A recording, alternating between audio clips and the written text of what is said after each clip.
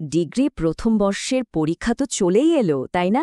চলুন পরীক্ষার শুরু থেকে একদম শেষ পর্যন্ত, মানে যাকে বলে A to Z, সবকিছু নিয়ে একটু গুছিয়ে কথা বলা যাক। এই আলোচনাটা কিন্তু পরীক্ষার্থীদের জন্য একটা কমপ্লিট গাইডলাইন হিসেবে কাজ করবে। তো প্রথমেই সবচেয়ে জরুরি তথ্যটা জেনে নেওয়া যাক, পরীক্ষার তারিখ। দেখুন, 18ই নভেম্বর 2025। এই তারিখটা কিন্তু শুধু ক্যালেন্ডারে দাগ দিয়ে রাখার জন্য না, আপনাদের পুরো প্রস্তুতির প্ল্যানটাই তো হবে এই দিনটাকে ঘিরে। কাজেই এই তারিখটা মাথায় একদম গেঁথে ফেলতে হবে। আমরা পুরো বিষয়টাকে সহজ করে বোঝার জন্য 5টা ভাগে ভাগ করেছি। মানে পরীক্ষার আগের প্রস্তুতি থেকে শুরু করে একদম খাতা জমা দেওয়া পর্যন্ত কি কি করতে হবে তার একটা কমপ্লিট প্ল্যান। চলুন দেখে নিই কি কি থাকছে। আচ্ছা, তাহলে শুরু করা যাক আমাদের প্রথম ধাপ দিয়ে, পরীক্ষার দিনের আগের প্রস্তুতি। কথায় বলে না, প্রস্তুতি ভালো হলে অর্ধেক কাজই হয়ে যায়। পরীক্ষার ক্ষেত্রে এটা কিন্তু 100% সত্যি। চলুন দেখি কি কি করতে হবে। প্রথমে আসি অ্যাডমিট কার্ডের কথায়। এটা তো পরীক্ষার হলের টিকিট, তাই না? তো এই অ্যাডমিট কার্ড হাতে পাওয়ার পর 3টা কাজ অবশ্যই, আমি আবার বলছি, অবশ্যই করতে হবে। 1. সব তথ্য, নাম, কলেজ, সাবজেক্ট কোড ঠিক আছে কিনা মিলিয়ে নিন। 2.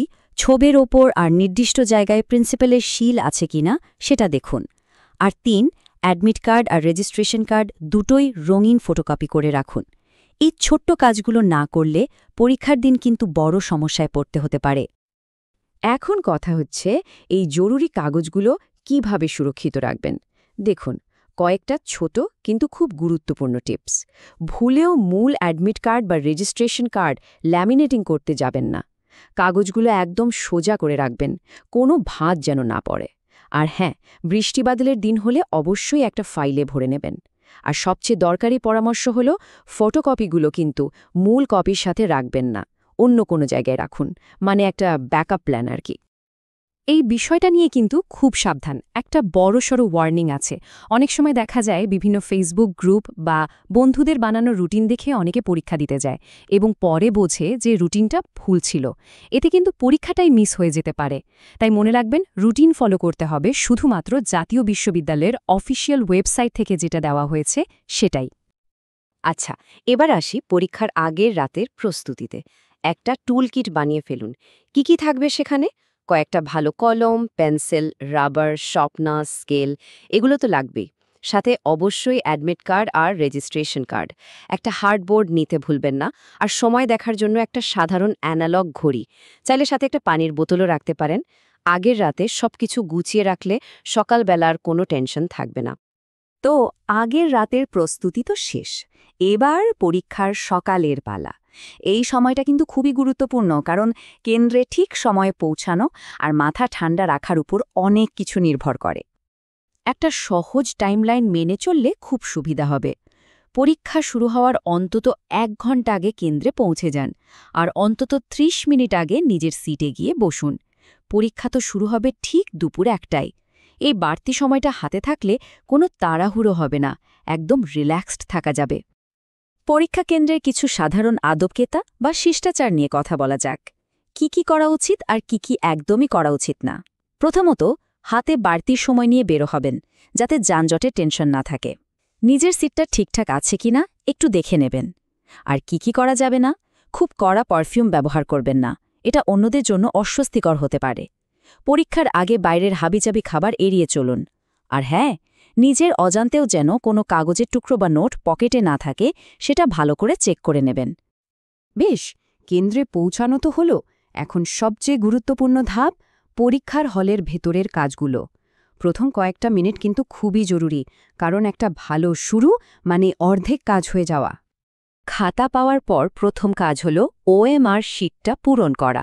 এই ওএমআর মানে হল অপটিক্যাল মার্ক রেকগনিশন, মানে এই অংশটা কম্পিউটার বা মেশিন দিয়ে চেক করা হয়। এখানে রোল নম্বর, রেজিস্ট্রেশন নম্বরের মতো সবথেকে গুরুত্বপূর্ণ তথ্যগুলো লিখতে হয়। আর তাই এখানে এক বিন্দুও ভুল করা চলবে না, কারণ একটা ছোট ভুলের জন্য কিন্তু পুরো খাতাটাই বাতিল হয়ে যেতে পারে।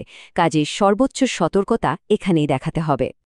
ওএমআর পূরণের পর উত্তরপত্রের মূল পাতায় কিছু তথ্য লিখতে হয়। কি লিখবেন, কোথায় লিখবেন তা নিয়ে কোনো কনফিউশনের দরকার নেই।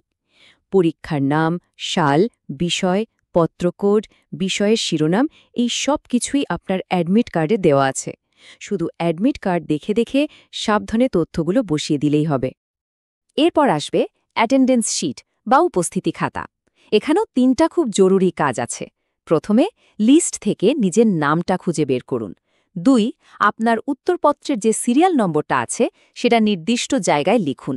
আর 3, স্বাক্ষর করুন। খেয়াল রাখবেন স্বাক্ষরটা যেন আপনার রেজিস্ট্রেশন কার্ডের স্বাক্ষরের সাথে হুবহু মিলে যায়, কারণ এটাই কিন্তু আপনার পরীক্ষার উপস্থিতির একমাত্র প্রমাণ। তো খাতা পূরণ আর সইসাবুদের মতো প্রশাসনিক কাজগুলো তো শেষ। এবার আসল খেলা শুরু, সময়টাকে কাজে লাগানো। পরীক্ষার সবচেয়ে কৌশলগত দিক কিন্তু এটাই।